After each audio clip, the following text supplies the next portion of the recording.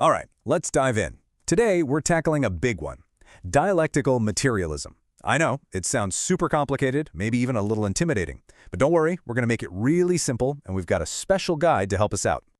So meet Comrade Clanker. Now, Clanker isn't a person with opinions or feelings.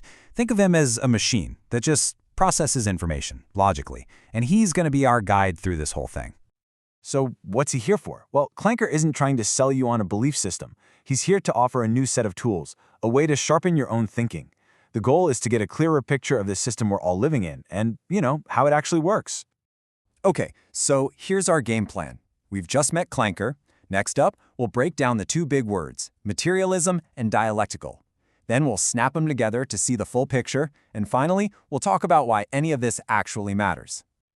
All right, let's jump right into the first piece of the puzzle, the materialism part. What in the world does that word mean in this context? Because it's probably not what you think. And this is a super important distinction, right? Usually when we hear materialism, we think of someone who loves shopping and owning fancy things.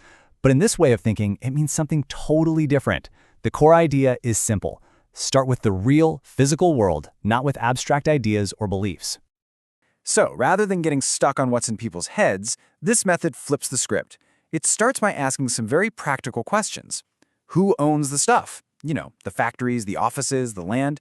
Who has to work for a living? And who gets to keep the profits?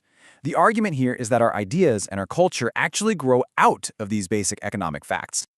Let's make this real. Think about something like rent being way too high. A materialist analysis doesn't just say, oh, landlords are greedy. It digs deeper. It looks at how housing is treated like a product to be bought and sold, how a small number of people own most of the property, and how the legal system is set up. The point is, that feeling of stress you have about rent isn't just a personal problem, it's created by this whole structure. Okay, so we've got our foundation. Start with the real world. Now let's add the engine, the second part of our term, the dialectical part. This is what puts everything in motion. So what does dialectical actually mean? It sounds like a mouthful, I know, but the basic idea is actually pretty simple. It's just a way of seeing the world not as a bunch of fixed, separate things, but as a giant tangled web of processes that are always moving, always changing, and often clashing with each other. You can really boil it down to three core ideas. First, everything changes. Nothing stays the same forever. Second, this change doesn't happen randomly. It's driven by internal conflicts or contradictions. And third, everything is connected. You can't understand one piece of the puzzle without seeing how it fits into the whole thing.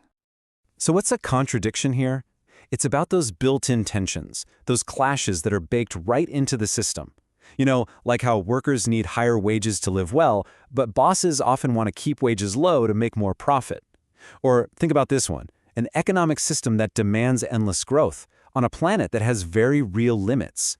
These aren't just simple disagreements. They're deep conflicts that force things to change over time. Okay, so we've got our two halves. Materialism is our real-world starting point. Dialectics is the engine of change and conflict.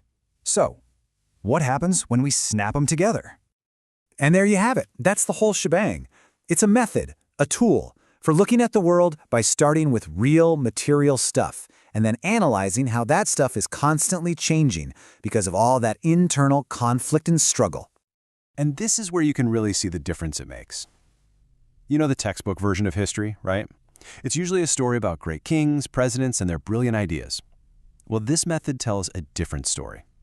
It says history is really the story of struggles between different groups or classes that have fundamentally different economic interests. Let's put this into action with a huge example, the rise of capitalism.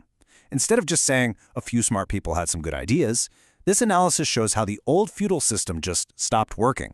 New things like trade and technology created a new class of merchants and city dwellers, and that new class inevitably clashed with the old feudal lords. Capitalism didn't just appear, it was born out of that conflict. Okay, so that's the theory. It's an interesting way to look at the past, for sure. But what does any of this actually do? Why should we care about it today? And this is maybe the most important thing to get. It's a method. It's a tool you can use. It's not just a general feeling or a vibe or something you believe in. It's a way of analyzing things. And you can use it to ask these massive questions, like why do we keep having these huge economic crises over and over again? Instead of seeing them as random accidents, this method would have you look for those built-in contradictions that might be causing them. Or, how about this one? Why does it so often feel like our votes don't matter as much as big money in politics?